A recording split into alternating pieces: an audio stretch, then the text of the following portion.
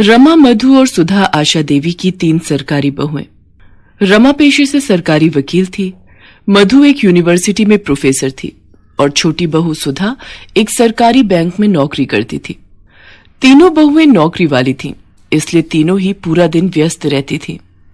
इसी वजह से रोजाना किसी न किसी बात पर तीनों बहुओं में लड़ाई हो ही जाती थी, खासकर तब जब होता था इतवार यानी कि संडे। क्या बात है आशा जी, आज सुबह सुबह सब्जी मंडी होकर आ रही हो? आज इतवार है ना, बहू बेटे देर से सोकर उठेंगे, सोचा घर पर क्या करूं, मंडी ही हो आती हूँ। अच्छा, आज तो तीनों बहुओं की छुट्टी होगी।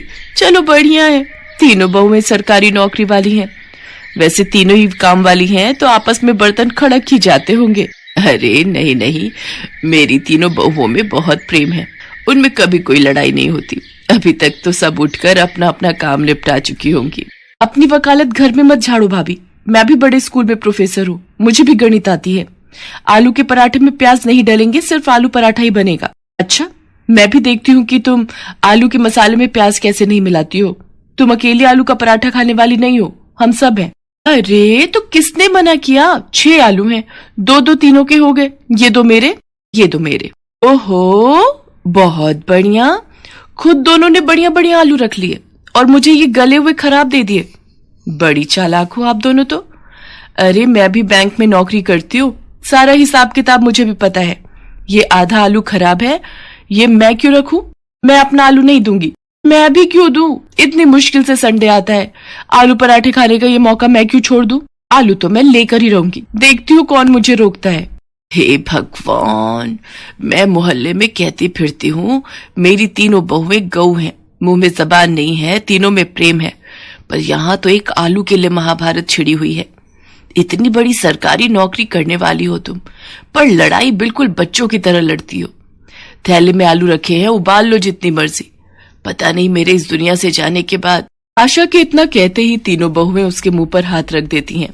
माँ जी, आज कह दिया, आगे से ना कहना।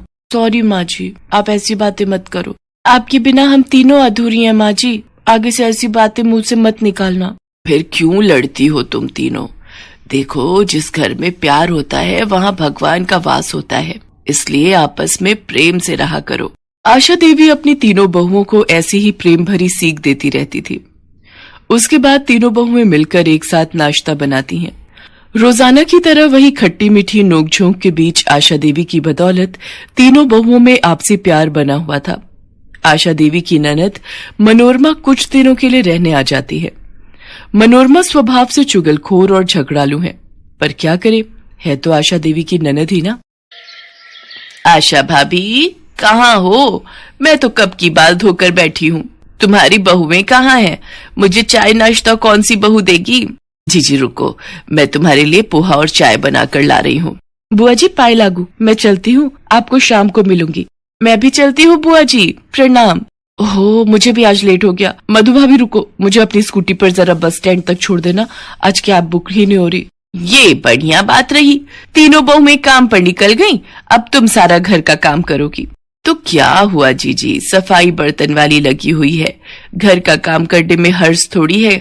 तुम तो ऐसे ही चिंता करती हो। ये लो पोहा और चाय लो, बाकी सब चिंता छोड़ दो। मनोरमा की बुरी आदत चुगली करने की बाज कहाँ आने वाली थी। जब आशा ने उसकी बात को अनदेखा कर दिया तो वो तीनों बहुओं को भड़काने लगी। अरे रमा बहू, क्या कर रही हो? अंदर आ जाऊं? हाँ बुआ जी, ये भी कोई पूछने की बात है? आपका अपना घर है, कहीं भी आओ जाओ। अच्छा, अलमारी में कपड़े लगा रही हो? सचमुच कितना थक जाती हो। नहीं, ऐसी कोई बात नहीं है बुआ जी, वो कल मधु ने मशीन लगाई थी तो कपड़े धोकर रख दिए थे, वही तह लगा रही हूँ।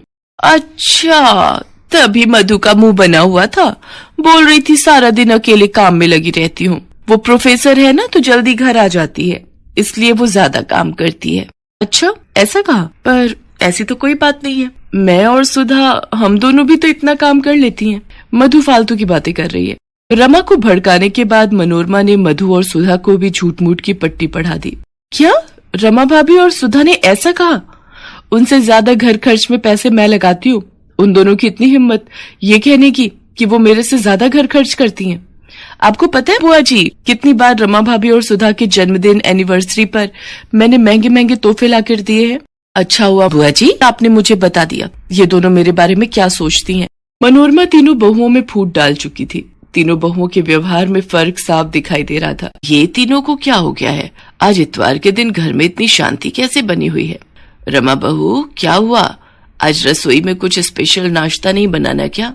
मुझे नहीं पता माँ जी, मैंने अपने और सुधीर के लिए छोले भटूरे मंगवाए थे, हमने वही नाश्ता कर लिया है। रमा भाभी बहुत ज्यादा इतराने की जरूरत नहीं है, हमने भी स्पेशल अमृतसरी कुलचे मंगवा कर खा लिए हैं। हमारा भी आज संडे है, सुनील और मैं मूवी देखने भी जा रहे हैं। मैंने भी जलेबी समोसे खाए हैं, खुद कमाती हूँ, किसी का दिया नहीं खा रही। मैंने और रवि ने हैवी नाश्ता किया है बढ़िया, कितने दिनों बाद।